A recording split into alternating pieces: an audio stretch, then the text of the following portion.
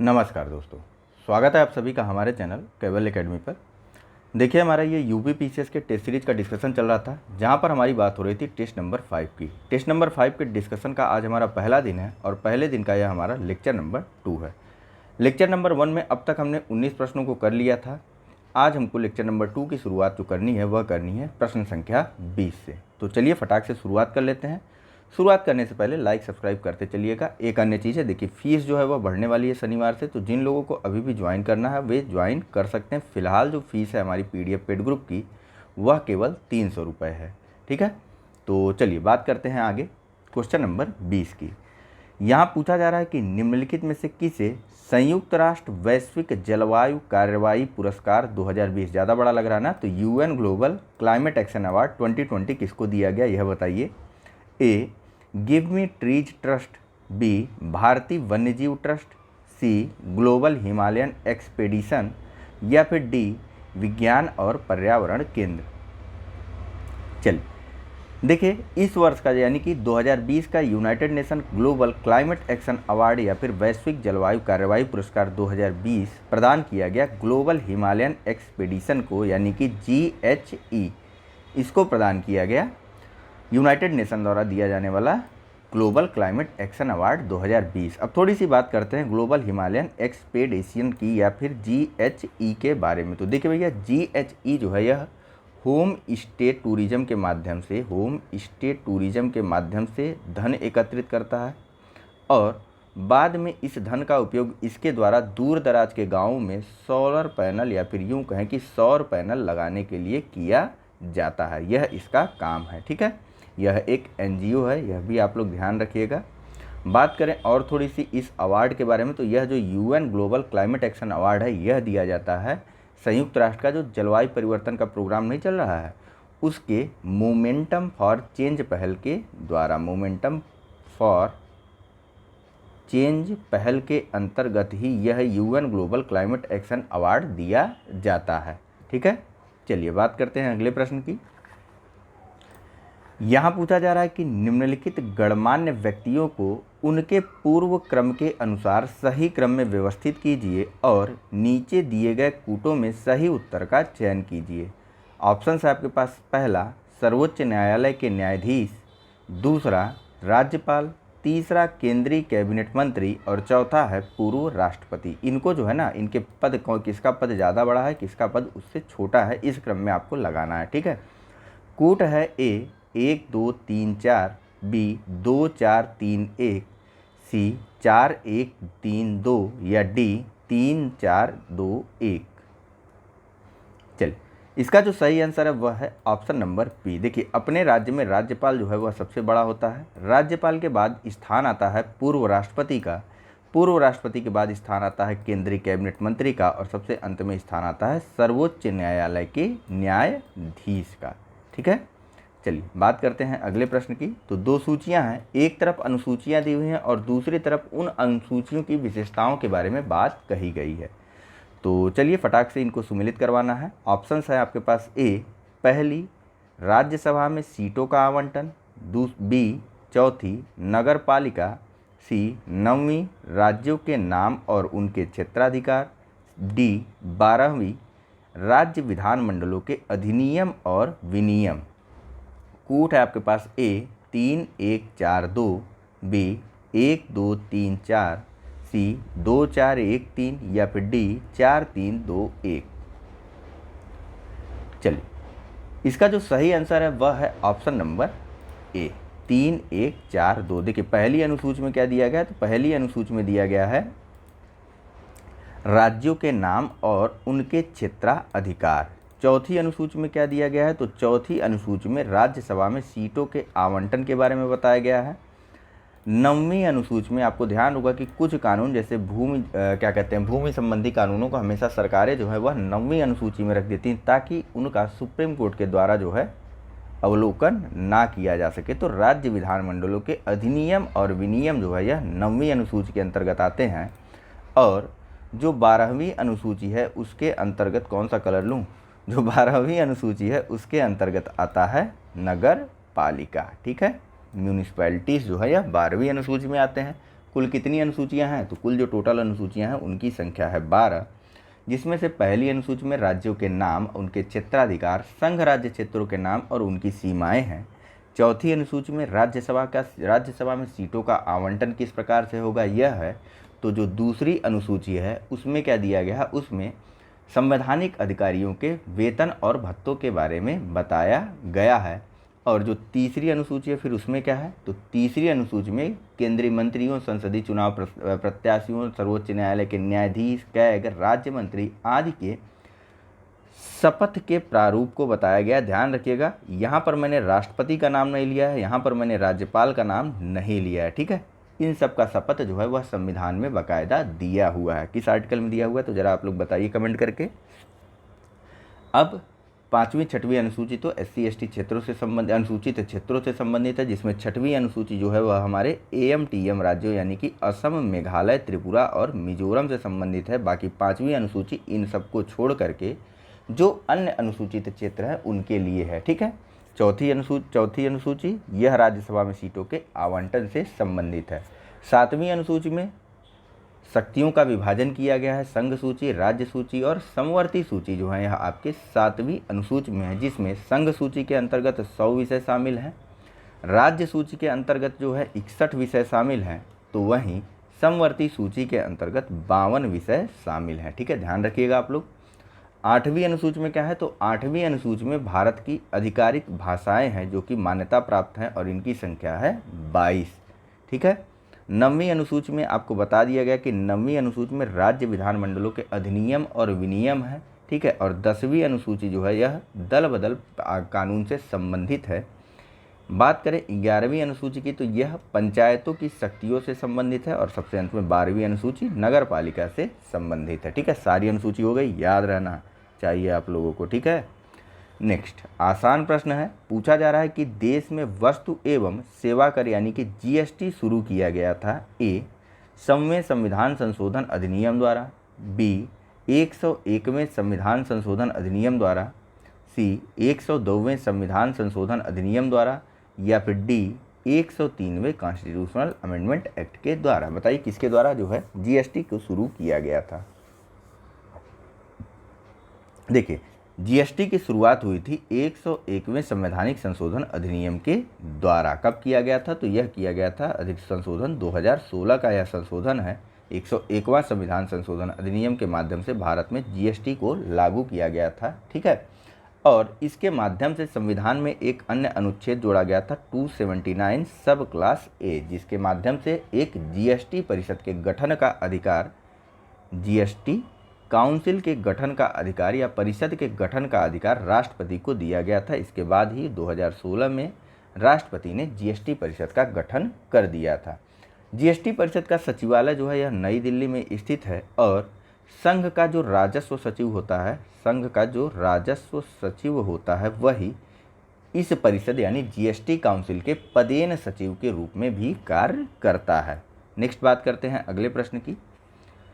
यहाँ पूछा जा रहा है कि निम्नलिखित में से किन भाषाओं को क्लासिकल भाषा या फिर शास्त्रीय भाषा का दर्जा प्राप्त है। पहला संस्कृत, दूसरा उड़िया, तीसरा तमिल। कूट का प्रयोग करके सही उत्तर आपको बताना है। ऑप्शंस हैं आपके पास A केवल 1, 2, B केवल 2 और 3, C केवल 1 और 3, D 1, 2 और 3।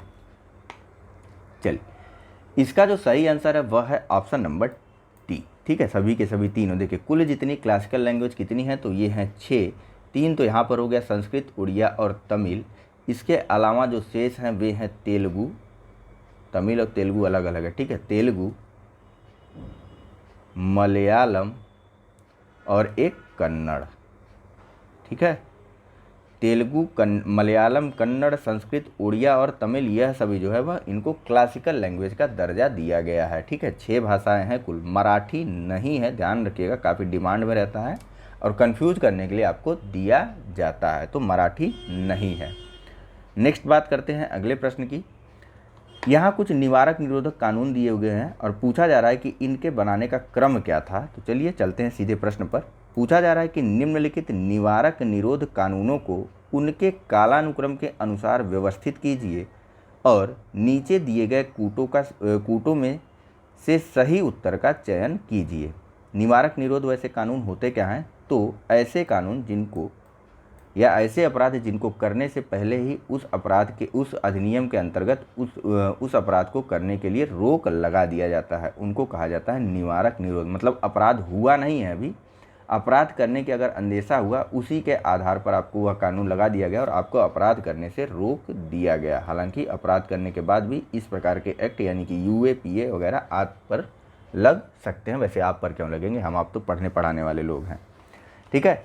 तो पहला है नारकोटिक्स, ड्रग्स और साइकोट्रोपिक पदार्थ व्यापार निवारक अधिनियम, prevention of illicit traffic in narcotic drugs and psychotropic substances act. दूसरा विदेशी मुद्रा का संरक्षण एवं व्यसन निवारण अधिनियम यानी कि conservation of foreign exchange and prevention of smuggling activities act. तीसरा है गैर कानूनी गतिविधि रोकथाम अधिनियम, ठीक है, UAPA इसको बोला जाता है, काफ़ी फेमस है, ध्यान रखिएगा इसको, अनलॉफुल एक्टिविटीज़ प्रिवेंशन एक्ट। और चौथा है राष्ट्रीय सुरक्षा अधिनियम, नेशनल सिक्योरिटी एक्ट। कूट है आपके पास, बताना है किस क्रम में इनका निर्माण हुआ था, ठीक है। कूट है A 2 4 3 1, B 4 3 1 2, C 2 1 4 3 या D 3 2 4 1। कुछ लोगों को लग रहा होगा कि यार पढ़ा ही नहीं तो किस समय का है, क्या बताया जाए। कोई बात नहीं, बता देते हैं। देखिए इसका जो सही आंसर है वह है ऑप्शन नंबर D 3 2 4 1, ठीक है। सबसे पहले बात करते हैं UAPA की। तो UAPA का निर्माण किया गया था वर्ष 1967 में, ठीक है। 1967 में जो है गैर कानूनी गतिविधि रोकथाम अधिनियम का निर्माण किया गया था, ठीक है। नेक्स्ट बात करते हैं किस नंबर की, दूसरे नंबर की। क्या है? तो दूसरे नंबर पर है विदेशी मुद्रा का संरक्षण एवं व्यसन निवारण अधिनियम। इसका निर्माण किया गया था 1974 में।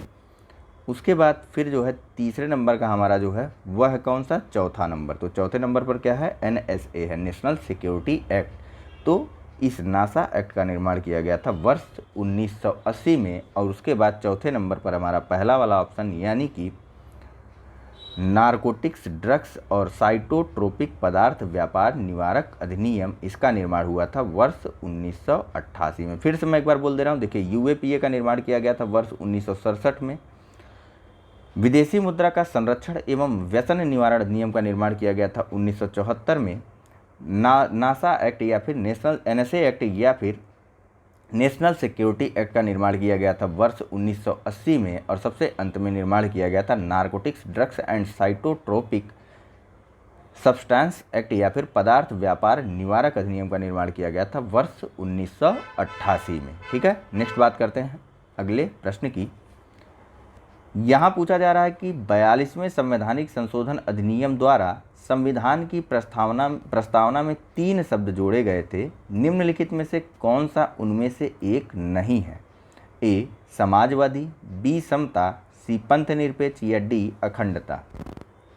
चलिए इसका जो सही आंसर है वह सबको पता है, ऑप्शन नंबर B, ठीक है। देखिए 42वें संवैधानिक संशोधन अधिनियम के माध्यम से हमारे संविधान की प्रस्तावना में 3 शब्द जोड़े गए थे, समाजवादी, पंथनिरपेक्ष और अखंडता, ठीक है। यह 3 शब्द हमारे संविधान में जोड़े गए 42वें संविधान संशोधन अधिनियम के माध्यम से। यह कब हुआ था? तो 1976 में यह संशोधन लागू हुआ था, ठीक है। एक अन्य कभी इसी प्रश्न को घुमा करके पूछ लिया जाता है, प्रस्तावना दे दिया जाता है और पूछा जाता है कि मूल संविधान में कौन कौन से शब्द जो थे वे नहीं थे। तो कौन कौन से नहीं होंगे मूल संविधान में, जिनको बाद में जोड़ा गया होगा, वे कौन कौन से हैं? तो समाजवादी, पंथनिरपेक्ष और अखंडता शब्द हमारे मूल संविधान का हिस्सा नहीं थे, मूल संविधान की प्रस्तावना का भाग नहीं थे। हिस्सा तो थे, हिस्सा कहाँ पर थे? तो विभिन्न अन्य आर्टिकल्स में इनको हिस्सा बनाया गया था, ठीक है। चलिए नेक्स्ट बात करते हैं अगले प्रश्न की। यहाँ पूछा जा रहा है कि निम्नलिखित में से कौन सा एक संवैधानिक निकाय है, कॉन्स्टिट्यूशनल बॉडी कौन सी है? A राष्ट्रीय अनुसूचित जाति आयोग, B राष्ट्रीय मानवाधिकार आयोग, C राष्ट्रीय अल्पसंख्यक आयोग या फिर D राष्ट्रीय बाल अधिकार संरक्षण आयोग। चलिए इसका जो सही आंसर है वह है ऑप्शन नंबर ए। राष्ट्रीय अनुसूचित जाति आयोग के बारे में संविधान में बाकायदा बताया गया है। तो यह एक कॉन्स्टिट्यूशनल बॉडी है। संविधान के आर्टिकल नंबर 338 में आपको national commission for schedule caste देखने को मिलेगा। National commission for schedule caste में जो है एक अध्यक्ष होता है और इसके अलावा एक उपाध्यक्ष होता है। इसके बाद 3 अन्य सदस्य होते हैं। कुल टोटल कितने हो गए? तो 3 और 2 5, ठीक है, जिसमें एक अध्यक्ष है, एक उपाध्यक्ष है और 3 इसके अन्य सदस्य हैं। वर्तमान में जो NCSC के जो अध्यक्ष हैं, यानी कि जो national commission for schedule caste है, उसके जो अध्यक्ष हैं उनका नाम है डॉक्टर रामशंकर कठेरिया। क्या नाम है? डॉक्टर रामशंकर कठेरिया, ठीक है। बाकी अन्य सब के बारे में थोड़ी थोड़ी बात करें तो राष्ट्रीय मानवाधिकार आयोग या फिर नेशनल ह्यूमन राइट कमीशन का निर्माण किया गया था वर्ष 1993 में। और राष्ट्रीय कौन सा है? राष्ट्रीय अल्पसंख्यक आयोग का निर्माण किया गया था वर्ष 1900 बताइए कब? 93 में ही, ठीक है। उसके अलावा जो महिला आयोग है, ये बाल अधिकार संरक्षण आयोग है, इसका निर्माण किया गया था 2007 में। वहीं एक अन्य प्रश्न भी पूछा जाता है कि राष्ट्रीय महिला आयोग का निर्माण कब हुआ था? तो राष्ट्रीय महिला आयोग का निर्माण हुआ था वर्ष 1992 में। ध्यान रखिएगा सारी चीज़ों को, ठीक है।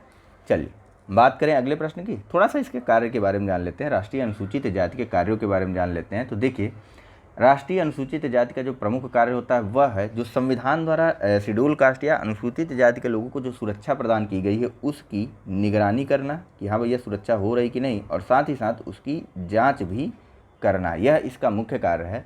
और यह शिकायतों से संबंधित या सुरक्षा उपायों से संबंधित, किस प्रकार जो सुरक्षा उपायों से संबंधित यदि कोई व्यक्ति वंचित है तो उसकी शिकायत के आधार पर अधिकारियों से पूछताछ भी कर सकता है, ठीक है, पूछताछ भी कर सकता है। दूसरी चीज़, यह अनुसूचित जातियों के कल्याणार्थ हेतु केंद्र और राज्य सरकारों को सलाह भी दे सकता है, ठीक है। सलाह बाध्यकारी नहीं होती कभी भी, ठीक है, सलाह दे सकता है।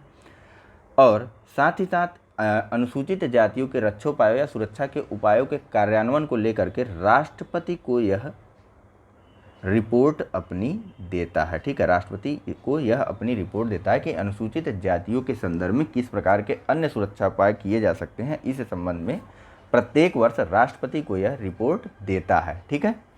चलिए अब बात कर लेते हैं दूसरे प्रश्न के बारे में।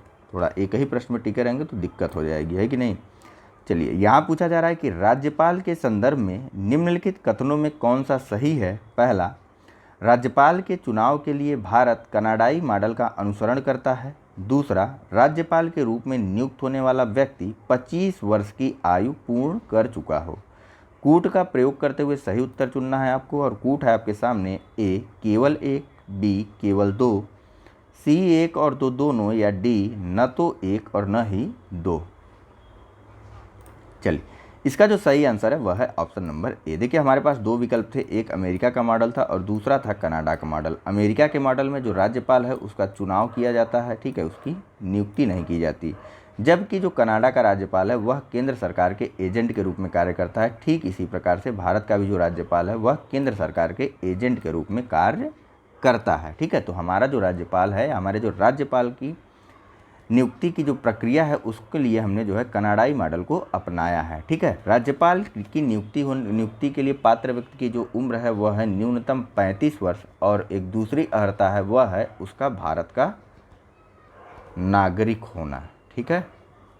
चलिए चलते हैं अगले प्रश्न पर।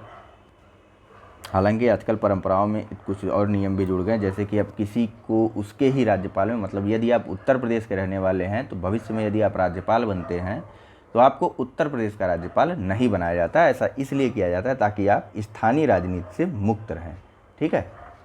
चलिए फिलहाल बात करते हैं अगले प्रश्न के बारे में।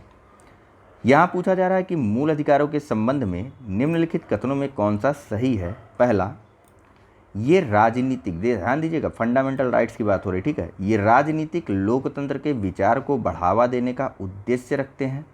दूसरा, राष्ट्रीय आपातकाल के प्रवर्तन के दौरान सभी मूल अधिकारों को निलंबित किया जा सकता है। कूट का प्रयोग करते हुए सही उत्तर चुनना है। ऑप्शन है ए केवल 1, बी केवल 2, सी 1 और 2 दोनों, या डी न तो 1 और न ही 2। चलिए, इसका जो सही आंसर है वह है ऑप्शन नंबर ए, केवल और केवल पहला कथन सही है। देखिए, राष्ट्रीय आपातकाल के दौरान भी हमारे 2 अनुच्छेद नहीं निलंबित होते हैं और उनका वे अनुच्छेद हैं आर्टिकल 20 और 21। ठीक है, इन 2 मूल अधिकारों को निलंबित नहीं किया जा सकता है राष्ट्रीय आपातकाल के दौरान भी। और ऐसा किस आर्टिकल में बताया गया है, तो यह आप लोगों के लिए क्वेश्चन है। ठीक है, बहुत इंपॉर्टेंट क्वेश्चन है, तो ध्यान दीजिएगा। आपको कमेंट जरूर करना है इसके बारे में। जब कमेंट करेंगे तभी आपको सही जवाब दिया जाएगा, और सही जवाब दिया तो भाई मेरी तरफ से ले लो 2-3 लाइक आप लोग। चलो ठीक है, फिलहाल बात करते हैं मूल अधिकारों की। तो जो हमारे संविधान का भाग 3 है वहाँ पर 6 प्रकार के मूल अधिकार दिए हुए हैं। ठीक है, परेशान मत होइए। भाग 3 में हमारे संविधान के 6 तरीके के मूल अधिकार दिए हुए हैं, जिसमें से पहला मूल अधिकार जो है वह है समता का अधिकार, जिसके तहत अनुच्छेद आता है 14 से लेकर के 18 तक। जो दूसरा हमारा मूल अधिकार है वह है स्वतंत्रता का अधिकार, और स्वतंत्रता का यह अधिकार जाता है आर्टिकल 19 से लेकर के आर्टिकल 22 तक। उसके बाद जो तीसरा हमारा मूल अधिकार है वह है शोषण के विरुद्ध अधिकार। ठीक है, शोषण के विरुद्ध अधिकार जो कि है आर्टिकल नंबर 23 से 24 तक, 22 लिख दिया मैंने, आर्टिकल नंबर 23 से 24 तक हमको शोषण के विरुद्ध अधिकार प्रदान किया गया है। उसके बाद चौथे नंबर पर आता है धर्म की स्वतंत्रता। अभी व्यक्तिगत स्वतंत्रता थी, यहाँ अब धर्म की स्वतंत्रता की बात की जाती है। तो धर्म की स्वतंत्रता का अधिकार हमको दिया गया है आर्टिकल 25 से लेकर के 28 तक। और सबसे अंत के 2 की बात करते हैं तो वह है 5वां, जिसमें बात की गई है संस्कृति और शिक्षा से संबंधित अधिकारों की, और संस्कृत एवं शिक्षा संस्थान कह लीजिए, तो इनसे संबंधित अधिकारों की बात की गई है आर्टिकल 29 और 30 में। और उसके बाद जो अंतिम हमारा 6वां मूल अधिकार है वह है संवैधानिक उपचारों का अधिकार, यानी कि आर्टिकल नंबर 32। ठीक है, चलिए बात करते हैं अगले प्रश्न के बारे में। यहाँ पूछा जा रहा है कि जनजाति कार्य मंत्रालय की स्थापना किस वर्ष की गई थी? मिनिस्ट्री ऑफ ट्राइबल अफेयर्स की स्थापना कब की गई थी? ए 1985, बी 1999, सी 2002 या फिर डी 2010। चलिए, इसका जो सही आंसर है वह है ऑप्शन नंबर बी। देखिए, मिनिस्ट्री ऑफ ट्राइबल्स अफेयर्स या फिर जनजाति कार्य मंत्रालय की स्थापना जो की गई थी वह सामाजिक न्याय एवं अधिकारिता मंत्रालय से अलग करके की गई थी वर्ष 1999 में, ताकि यह जनजाति कार्य मंत्रालय अपने नाम के अनुरूप कार्य कर सके, यानी कि जनजातियों के कल्याण हेतु और अधिक और केंद्रित होकर के कार्य कर सके। ठीक है, चलिए, केंद्रित कर यानी वो सेंट्रल टैक्स मत जोड़िएगा, कर सके। ठीक है, नेक्स्ट पूछा जा रहा है कि अंतर्राष्ट्रीय गरीबी उन्मूलन दिवस मनाया जाता है ए 5 फरवरी, बी 16 फरवरी, सी 9 अगस्त या फिर डी 17 अक्टूबर। चलिए, इसका जो सही आंसर है वह है ऑप्शन नंबर डी। ठीक है, 17 अक्टूबर को यूनाइटेड नेशन द्वारा जो है अंतर्राष्ट्रीय गरीबी उन्मूलन दिवस घोषित किया गया है। और यूनाइटेड नेशन का एक एसडीजी गोल्स है, ठीक है, पता है ना इसके बारे में। 2030 तक का लक्ष्य इसमें निर्धारित किया गया है। इसमें यह तय किया गया है कि 2030 तक पूरे विश्व से गरीबी जो है वह समाप्त कर दी जाएगी। ठीक है, चलें अगले प्रश्न पर। कब से यह दिवस, इस बार की थीम जान लीजिए। गरीबी उन्मूलन दिवस की जो थीम थी वह थी सभी के लिए सामाजिक और पर्यावरणीय न्याय प्राप्त करना। काफ़ी लंबी थीम है। इस बार के अंतर्राष्ट्रीय गरीबी उन्मूलन दिवस की, जो कि 17 अक्टूबर को था, उसकी थीम थी सभी के लिए सामाजिक और पर्यावरणीय न्याय प्राप्त करना, acting together to achieve social and environmental justice for all.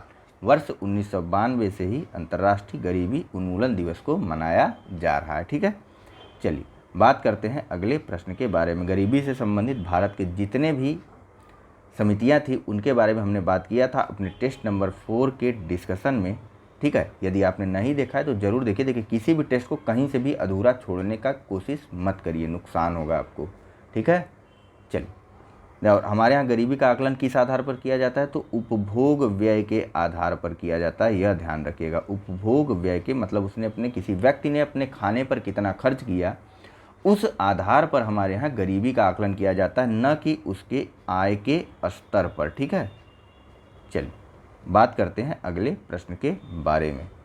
तो यहाँ पूछा जा रहा है कि नोबेल पुरस्कार प्राप्त करने वाले एकमात्र मैक्सिकन वैज्ञानिक मारिया जे मोलिना, नाम याद रखिएगा, नोबेल पुरस्कार प्राप्त करने वाले ये एकमात्र मैक्सिको के वैज्ञानिक थे जिनका नाम है मारिया जे मोलिना। इनका अक्टूबर 2020 में निधन हो गया।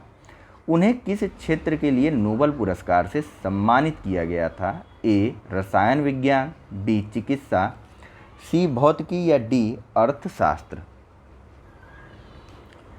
चलिए, एक प्रश्न मेरे ख्याल से छूट गया, इसका जो सही आंसर है वह है ऑप्शन नंबर ए, अर्थशास्त्र के क्षेत्र में मारिया जे मोलिना को नोबेल पुरस्कार दिया गया था वर्ष 1995 में। और इनके द्वारा खोज क्या की गई थी और इनको अकेले दिया गया था, तो नहीं, इनके साथ साथ दो और लोगों को संयुक्त रूप से यह नोबेल पुरस्कार दिया गया था। उन लोगों का नाम है फ्रैंक शेरवुड रालैंड, और दूसरे जो व्यक्ति थे वे थे नीदरलैंड के पॉल, या पॉल बोल दीजिए, ठीक है, पॉल नहीं, पॉल क्रुटजन। मारिया जे मोलिन, फ्रैंक शेरवुड रालैंड और पॉल क्रुटजन को संयुक्त रूप से रसायन के क्षेत्र में वर्ष 1995 का नोबेल पुरस्कार दिया गया था, जिसमें मारिया जे मोलिन जो है वह अब तक मेक्सिको के एकमात्र ऐसे वैज्ञानिक हैं जिनको यह नोबेल पुरस्कार दिया गया था। खोज किस क्षेत्र में दिया गया था, तो रसायन विज्ञान के क्षेत्र में दिया गया था। इनके द्वारा खोज किस चीज़ की गई थी, बताइए ज़रा। तो देखिए, इनके द्वारा जो खोज की गई थी वह थी ओजोन परत की क्षति। ठीक है, ओजोन परत की क्षति किस प्रकार से होती है, इस पर इनके द्वारा जो इन तीनों के द्वारा रिसर्च किया गया था वर्ष 1970 में। आगे चल करके इनको इसी खोज के लिए वर्ष 1995 में रसायन विज्ञान का नोबेल पुरस्कार दिया गया था। चलिए, हमारा एक प्रश्न ऊपर यहाँ पर छूट गया था, इसको भी देख लेते हैं, छोड़े क्यों। पूछा जा रहा है कि चंद्रमा पर सेलुलर नेटवर्क के निर्माण के लिए नासा ने निम्नलिखित में से किस कंपनी को चुना है, ए मोटोरोला, बी सैमसंग, सी नोकिया या फिर डी शाओमी। चंद्रमा पर सेलुलर नेटवर्क मतलब कि चंद्रमा पर 4G नेटवर्क लगाया जा रहा है, आगे चल करके इसको 5G में कन्वर्ट किया जाएगा। तो कौन वह नेटवर्क बना रहा है, बताइए ज़रा। तो देखिए, चंद्रमा पर सेलुलर नेटवर्क के निर्माण के लिए नासा द्वारा नोकिया के साथ कॉन्ट्रैक्ट किया गया है। ठीक है, नोकिया को चुना है नासा ने चंद्रमा पर सेलुलर नेटवर्क लगाने के लिए। ठीक है, नोकिया यूं ही नहीं है। चलिए, यहाँ बताइए, लाल गोल तीखी मिर्ची। ठीक है, पहले ये ध्यान ले लीजिए, लाल है, गोल है और तीखी है। ठीक है, लाल गोल तीखी मिर्च जिसे स्थानीय रूप से डाले खुरसानी कहा जाता है। डाले खुरसानी क्या है, तो डाले खुरसानी लाल, गोल और तीखी मिर्च है। इसको GI टैग प्रदान किया गया है। यह भारत के किस राज्य से संबंधित है, ए पंजाब, बी सिक्किम, सी छत्तीसगढ़ या फिर डी तेलंगाना। चलिए, इसका जो सही आंसर है वह है ऑप्शन नंबर बी थी। ठीक है, देखिए, सिक्किम की डाले खुरसानी जो कि एक लाल कलर की गोल और विश्व की सबसे तीखी मिर्चियों में से एक मिर्ची है, इसको हाल ही में GI टैग प्रदान किया गया। ठीक है, भौगोलिक संकेतक प्रदान किया गया। बस इतनी सी बात है इसके बारे में। ठीक है, चलिए बात करते हैं अगले प्रश्न के बारे में। एक प्रश्न आप लोगों के लिए कि GI टैग किसके द्वारा प्रदान किया जाता है, यह आप बताइए। नेक्स्ट, निम्नलिखित में से किसे यूनेस्को में भारत के स्थायी प्रतिनिधि मंडल के लिए स्थायी प्रतिनिधि के रूप में नियुक्त किया गया है, ए प्रशांत कुमार, बी गुरुदीप सिंह, सी MA गणपति या डी विशाल V शर्मा। चलिए, देखिए, संयुक्त राष्ट्र में यूनेस्को में जो है वह भारत के अगले स्थायी जो प्रतिनिधि होंगे वे होंगे विशाल V शर्मा, यानी कि ऑप्शन नंबर डी सही है। इन्होंने स्थान लिया है जावेद अशरफ जी का। ठीक है, इसके पहले जावेद अशरफ जी यूनेस्को की जो स्थायी प्रतिनिधिमंडल था उसके अध्यक्ष थे, लेकिन वर्तमान में यह इनके स्थान पर विशाल V वर्मा को नियुक्त कर दिया गया है।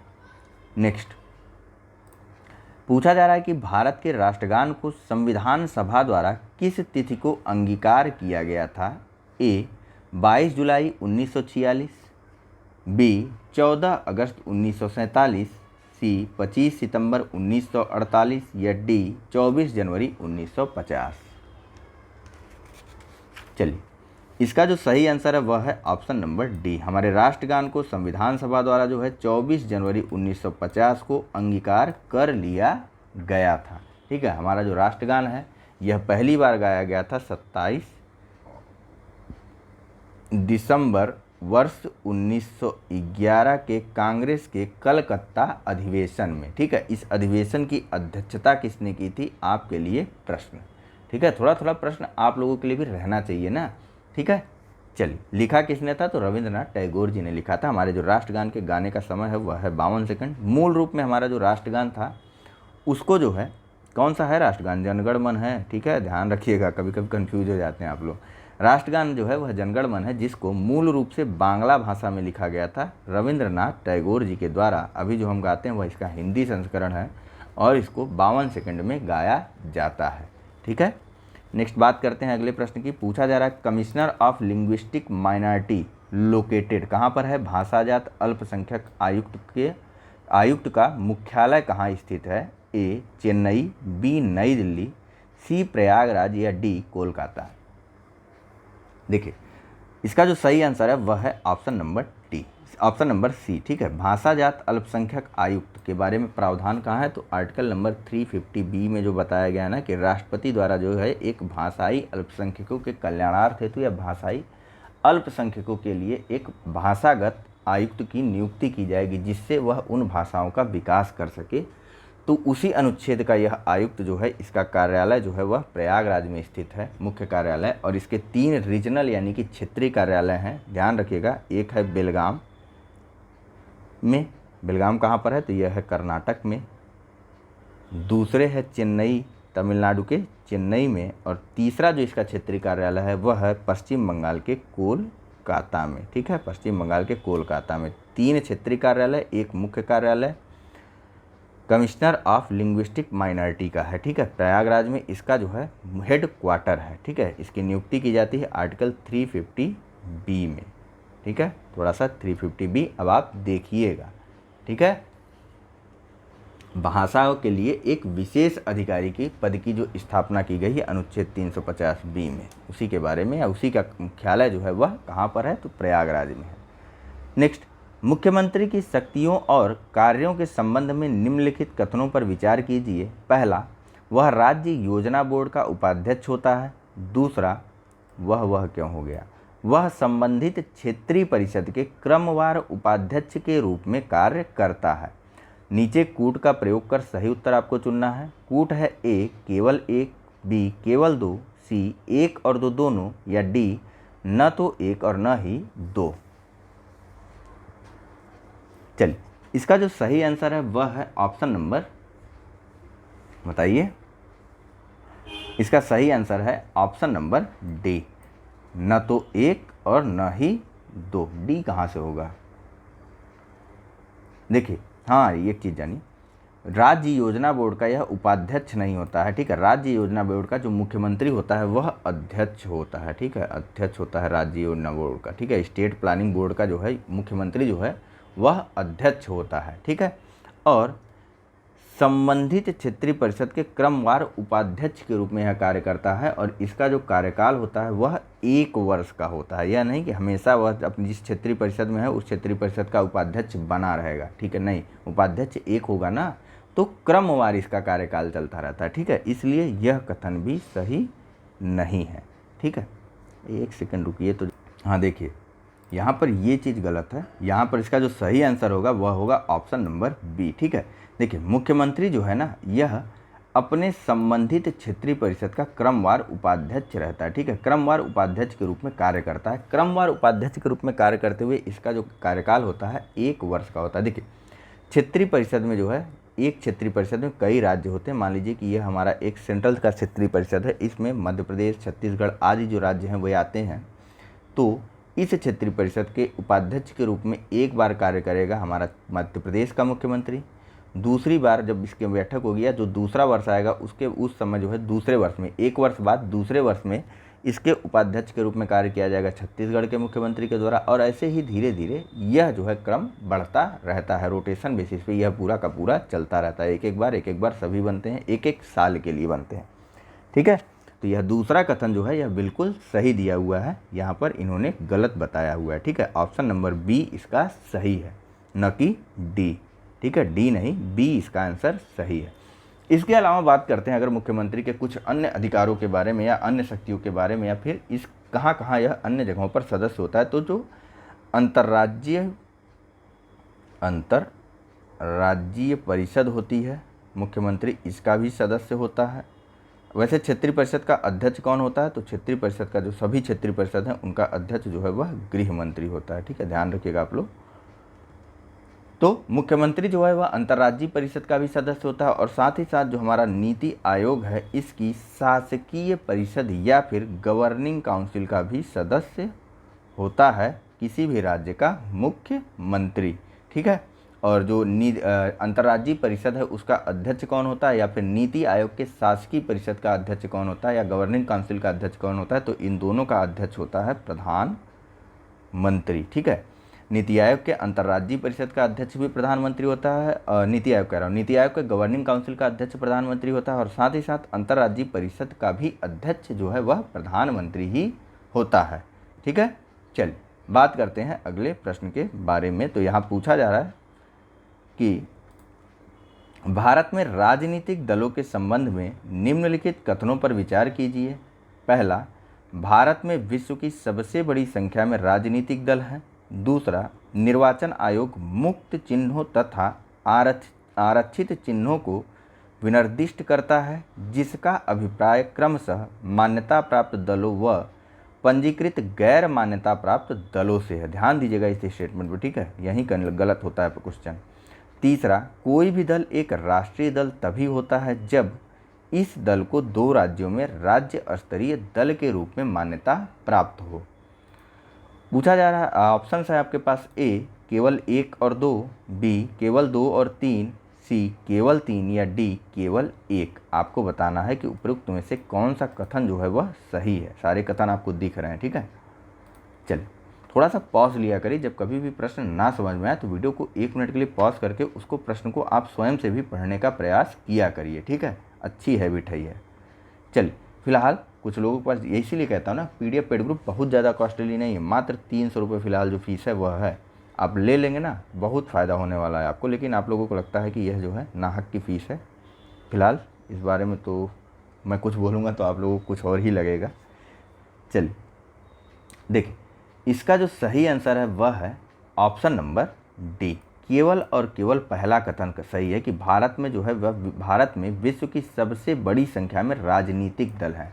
बात करें अगर 2014 के चुनाव के पहले की, तो उस समय भारत में 6 राष्ट्रीय दल थे, 47 क्षेत्रीय दल थे, और 1593 जो है वे पंजीकृत गैर मान्यता प्राप्त दल थे। और इतनी बड़ी संख्या में राजनीतिक दल विश्व के किसी भी देश में नहीं थे। बात करते हैं फिलहाल यहाँ पर दूसरे प्रश्न के बारे में, जो कन्फ्यूजिंग है। वैसे वर्तमान में जो राष्ट्रीय दल हैं उनकी संख्या बढ़कर के 7 हो गई है। एक दल बढ़ा है NPP, नेशनल पीपुल्स पार्टी, जो कि कहाँ की पार्टी है आप कमेंट करके बताइए।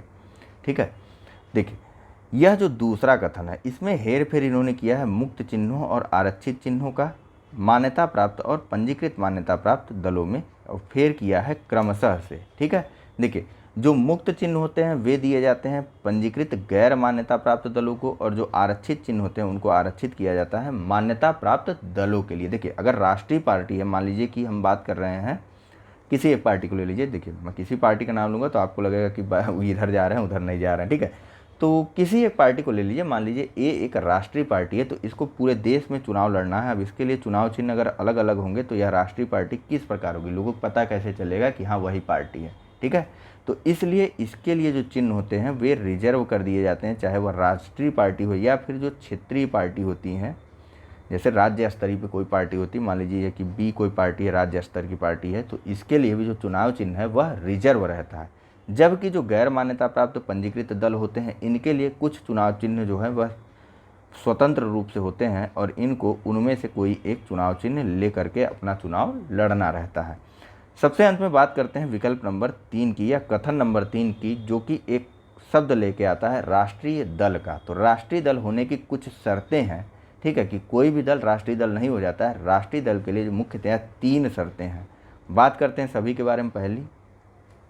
पहली जो शर्त है वह यह है कि लोकसभा या विधानसभा के आम चुनाव में किसी भी 4 या 4 से ज़्यादा 4 या 4 से ज़्यादा, ध्यान दीजिएगा, 4 या 4 से ज़्यादा राज्यों में जो टोटल वैलिड या जो वैध मत हैं, ठीक है, जो वैध मत हैं उसका 6% प्राप्त करता है, ठीक है। और साथ ही साथ इसके अलावा नहीं, इसके साथ ही साथ वह राज्य या राज्यों में लोकसभा की 4 सीटें प्राप्त करता है। तो पहली कंडीशन क्या हो गई राष्ट्रीय दल के लिए, या तो वे 4% से ज़्यादा वैध मत प्राप्त करते हैं कुल मत किसी भी क्या कह रहे हैं तुम्हें लोकसभा या विधानसभा के आम चुनाव में 4 राज्यों में जो है या 4 से अधिक राज्यों में कुल पड़े वैध मतों के 6% को प्राप्त करते हैं, और साथ ही साथ अगर उनको लोकसभा की 4 सीटें प्राप्त हो गई हैं तब तो वे राष्ट्रीय दल हो जाएंगे। जो दूसरी कंडीशन है, थोड़ा पेन बदलते हैं, इसमें मज़ा नहीं आ रहा है ना।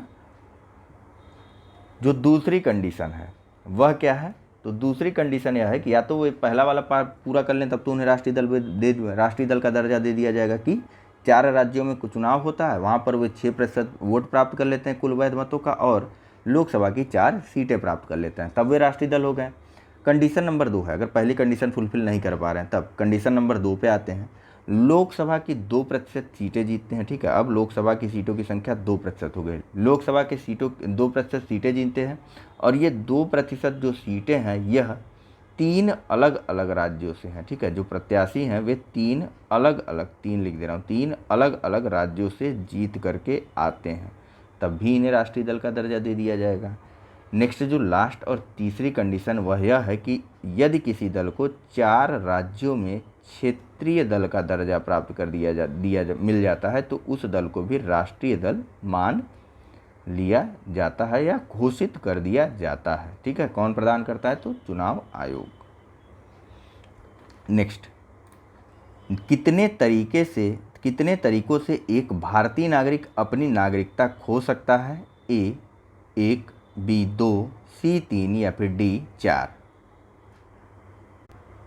चलिए, इसका जो सही आंसर है वह है ऑप्शन नंबर सी, यानी कि 3 प्रकार से कोई भी भारतीय नागरिक अपनी नागरिकता को खो सकता है। वे 3 आधार कौन कौन से हैं, तो देखिए, पहला जो है वह है स्वैच्छिक घोषणा के आधार पर नागरिकता का त्याग। स्वैच्छिक घोषणा के आधार पर नागरिकता का त्याग, कोई भी व्यक्ति जो है वह घोषणा करके अपनी नागरिकता को छोड़ सकता है। हालांकि ऐसे नहीं कि आपने मुंह से बोल दिया कि मैं अपनी नागरिकता छोड़ रहा हूं तो आप छोड़ देंगे, नहीं, आपकी उस घोषणा को रजिस्टर करने के लिए जो प्राधिकारी नियुक्त किया गया है उसके द्वारा रजिस्टर भी किया जाएगा, और जैसे ही वह रजिस्टर कर लिया जाता है उसके बाद से जो है आप भारतीय नागरिक नहीं रह जाएंगे। लेकिन अगर यह घोषणा आप युद्ध के समय, जैसे भारत पाकिस्तान का युद्ध चल रहा है, उस समय करते हैं तो कुछ समय के लिए आपको या आपकी याचिका को जो है वह लंबित कर दिया जाएगा, और आपको अगर अर्जेंट होगा तो इस पर निर्णय करने के लिए केंद्र सरकार को अधिकृत कर दिया जाता है। केंद्र सरकार के ऊपर रहेगा कि आपकी नागरिकता जो है वह समाप्त की जाए अथवा नहीं की जाए।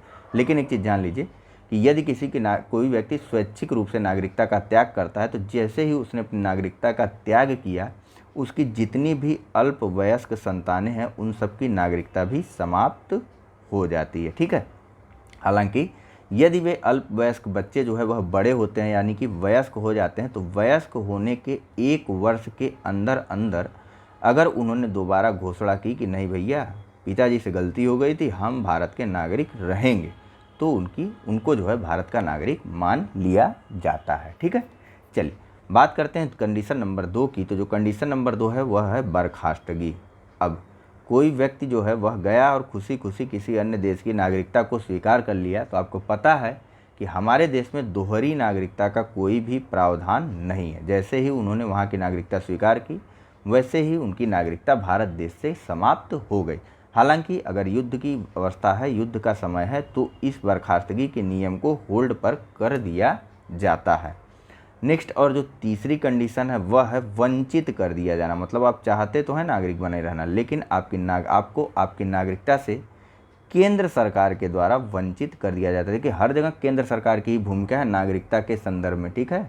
पता नहीं क्यों ये सीएए को लेकर के लोग आ रहे थे कि छोड़िए, फिलहाल हम यहाँ बात कर रहे हैं, ठीक है। तो केंद्र सरकार द्वारा ऐसे किसी भी नागरिक को उसकी नागरिकता से वंचित कर दिया जाता है जिसमें उसको यह समाधान हो जाए, ठीक है। 3-4 आधार हैं। पहला, यदि रजिस्ट्रीकरण या देशीकरण का उसने जो उस देशीकरण के माध्यम से किसी को नागरिकता मिली है और केंद्र सरकार को ऐसा लगता है कि उसने यह रजिस्ट्रीकरण या देशीकरण का प्रमाण पत्र जो है वह कपटपूर्वक मिथ्या व्यपदेशन या फिर झूठ बोल करके अथवा कुछ महत्वपूर्ण तथ्य छिपा करके प्राप्त किया है, तो उसकी नागरिकता समाप्त हो जाएगी। दूसरी कंडीशन, किस प्रकार से वंचित करेगा केंद्र सरकार? तो यदि किसी व्यक्ति ने भारतीय संविधान के प्रति अनादर स्पष्ट कर दिया है तो उस आधार पर समाप्त कर दी जाएगी नागरिकता उसकी। तीसरी कंडीशन क्या है? तो युद्ध के दौरान यदि कोई शत्रु देश के साथ जाकर के व्यापार करता है या किसी भी प्रकार का कम्युनिकेशन करता है या किसी ऐसे कारोबार या व्यापार में लगा हुआ है जिसके बारे में उसे पता था कि अगर इस रीत से हम लोग व्यापार करेंगे तो इससे उस शत्रु देश की युद्ध में सहायता होगी, तो उसको भी उसकी नागरिकता से वंचित कर लिया जाता है। थोड़ा कठिन था। तो मान लीजिए कि पाकिस्तान भाई है अपना, वहाँ पर हमारा झगड़ा चल रहा था। अब बम में बनाने के लिए जो वो लगता है, पिन लगता है, मान लीजिए कि उस पिन का एक सप्लायर है हमारे देश में और उसको पता है कि अगर हम इसकी सप्लाई करेंगे तो पाकिस्तान बम में वह पिन लगा करके हमारे ऊपर फेंक सकता है, लेकिन हम लगातार उसकी सप्लाई किए जा रहे हैं, तो हमको हमारी नागरिकता से वंचित कर दिया जाएगा। चौथी कंडीशन बहुत ही इंपॉर्टेंट है, ध्यान रखिएगा कि ऐसे नागरिक जिनका रजिस्ट्रीकरण या देशीकरण के द्वारा उनको नागरिकता मिली है, लेकिन उनको नागरिकता प्राप्त होने के 5 वर्ष के अंदर अंदर किसी अन्य देश में या फिर वह फॉरेन टहलने गए और वहाँ उनको 2 वर्ष के कारावास की सज़ा मिल गई, 2 वर्ष की जेल हो गई, तो उनको भी उनकी नागरिकता से वंचित कर दिया जाता है। और सबसे अंत में जो कंडीशन नंबर 5 है वह यह है कि मान लीजिए कि कोई नागरिक है और वह 7 वर्ष से भारत देश से बाहर रह रहा है, ठीक है, और 7 वर्ष के इस बाहर रहने के समय के दौरान वह ना तो किसी भारतीय संस्थान में पढ़ रहा था, न ही किसी विदेशी संस्थान में उसके द्वारा पढ़ाई की जा रही थी, न ही भारत के किसी अंतर्राष्ट्रीय संगठन में जिसका भारत सदस्य हो उसकी सेवा की जा रही थी, और न ही उसने वहाँ के भारतीय काउंसलेट में जा करके प्रत्येक वर्ष अपना रजिस्ट्रीकरण करवाया।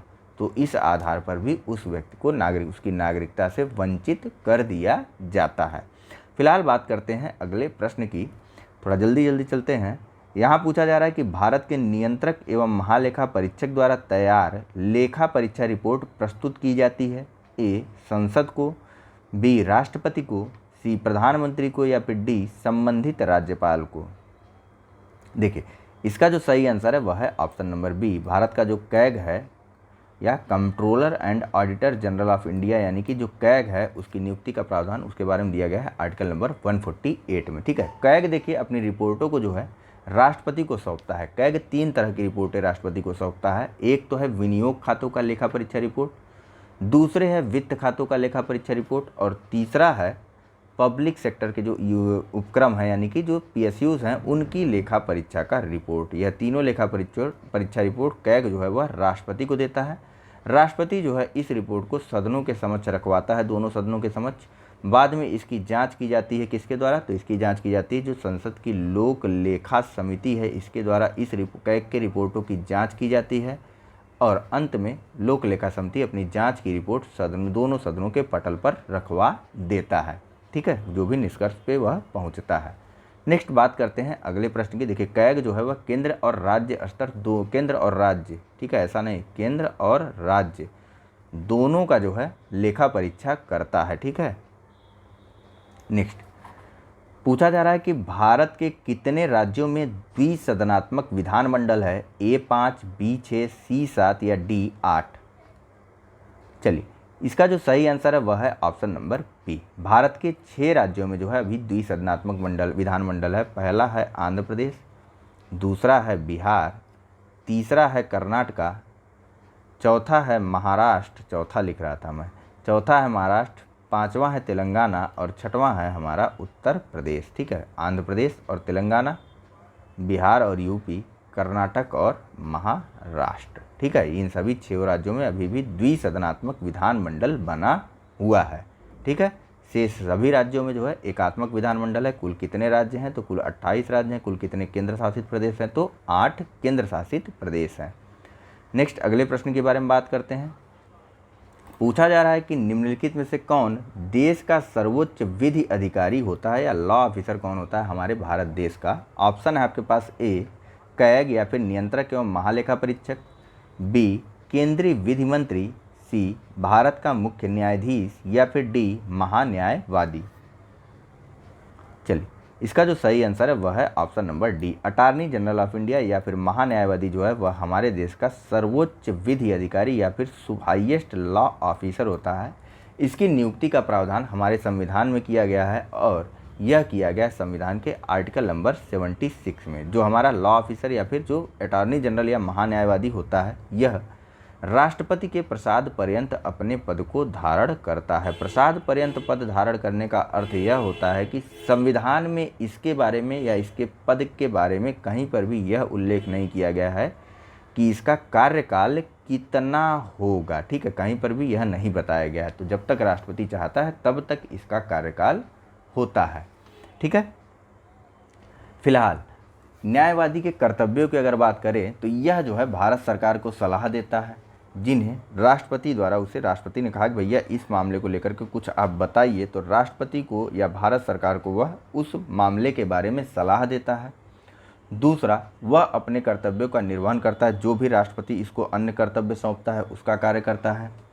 तीसरा, जो संविधान द्वारा उससे अपेक्षित अन्य कार्य हैं उसका वह निर्वहन करता है। ठीक है, बाकी अन्य चीज़ें हैं, देखिए छोटी छोटी चीज़ें हैं, इतना जान लीजिए कि इसको अपने या भारत सरकार के वकील के रूप में या भारत सरकार के लॉ ऑफिसर के रूप में देश के किसी भी न्यायालय में सुनवाई का अधिकार प्राप्त है। ठीक है, बस ये इंपॉर्टेंट फैक्ट है, प्रत्येक जगह पूछा जाता है और घुमाया जाता है। ठीक है, एक प्रश्न फिर हमारा ऊपर छूट गया। यहाँ पूछा जा रहा है कि मौलिक कर्तव्यों के संबंध में सिफारिशें करने के लिए निम्नलिखित समितियों में से किसकी नियुक्ति की गई थी? ए पुंछी आयोग, बी के संथानम समिति, सी सरकारिया आयोग या फिर डी स्वर्ण सिंह समिति। चलिए, देखिए आपको ऊपर बताया गया था कि 42वें संविधान संशोधन अधिनियम के माध्यम से हमारे संविधान में हमारे संविधान में जो है वह मूल कर्तव्य जोड़े गए थे। ठीक है, और इसको जोड़ने के लिए जो सिफारिश की गई थी वह की गई थी स्वर्ण सिंह समिति के द्वारा। देखिए, स्वर्ण सिंह समिति ने जो सिफारिश किया था वह सिफारिश किया था 8 मौलिक कर्तव्यों के लिए कि भैया संविधान में 8 मौलिक कर्तव्य होने चाहिए। लेकिन बाद में जब मौलिक कर्तव्य संविधान में शामिल किए गए तो इनकी संख्या बढ़ा करके कर दिया गया था 10 मौलिक कर्तव्य। बाद में 86वें संविधान संशोधन अधिनियम के माध्यम से एक मौलिक कर्तव्य और बढ़ा दिया गया और अब मौलिक कर्तव्यों की संख्या बढ़ करके 11 हो गई है। ठीक है, चलिए बात करते हैं अगले प्रश्न के बारे में। यहाँ पूछा जा रहा है कि ग्राम न्यायालय के संबंध में निम्नलिखित कथनों पर विचार कीजिए। पहला, ग्राम न्यायालय अधिनियम 2008 विधि आयोग की सिफारिशों पर आधारित है। दूसरा, आपराधिक मामलों में अपील की सुनवाई जिला न्यायालय या फिर डिस्ट्रिक्ट कोर्ट में होती है, जबकि सिविल मामलों में इसका निपटान सत्र न्यायालय में होता है। उपयुक्त में से कौन सा कथन सत्य है यह आपको बताना है। ऑप्शन है ए केवल 1, बी केवल 2, सी 1 और 2 दोनों या डी न तो 1 और न ही 2। चलिए, फिलहाल इसका जो सही आंसर है वह है ऑप्शन नंबर ए, केवल और केवल पहला कथन सही है। जो ग्राम न्यायालय अधिनियम 2008 बनाया गया है वह विधि आयोग की सिफारिशों पर ही बनाया गया है। यहाँ पर थोड़ा सा उल्टा मामला दे दिया गया है कि देखिए, आपराधिक मामलों की सुनवाई जो है वह सेशन कोर्ट या फिर सत्र न्यायालय में होती है, जबकि सिविल मामलों की सुनवाई जो है वह जिला न्यायालय अथवा डिस्ट्रिक्ट कोर्ट में होती है। ठीक है, तो फिलहाल इस लेक्चर में इतना ही रहने देते हैं, टाइम ज़्यादा हो गया है। ठीक है, एक और क्वेश्चन कर लें क्या? पूछा जा रहा है कि अंतर्राष्ट्रीय वृद्धजन दिवस कब मनाया जाता है।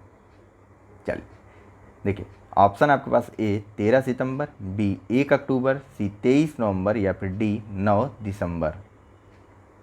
चलिए, इसका जो सही आंसर है वह है, बताइए क्या, ऑप्शन नंबर बी। ठीक है, चलिए इसके बारे में भी आगे बात करूंगा मैं। फिलहाल इस डिस्कशन में इतना ही है। Thank you very much for discussion. Channel को लाइक, सब्सक्राइब और शेयर करना मत भूलिएगा। चलिए, धन्यवाद।